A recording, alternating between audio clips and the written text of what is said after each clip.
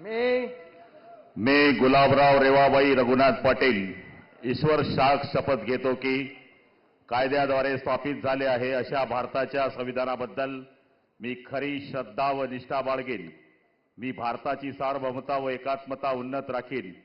मी महाराष्ट्र राज्याचा मंत्री म्हणून माझी कामे निष्ठापूर्वक सद्बुद्धीने पार पाडीन आणि संविधान व कायदा यानुसार सर्व तऱ्हेच्या लोकांना मी निर्भयपणे व निष्पक्षपातीपणे तसेच कोणत्याही विषयी ममत्व भाव किंवा आकस न बाळगता न्याय वागणूक देईन.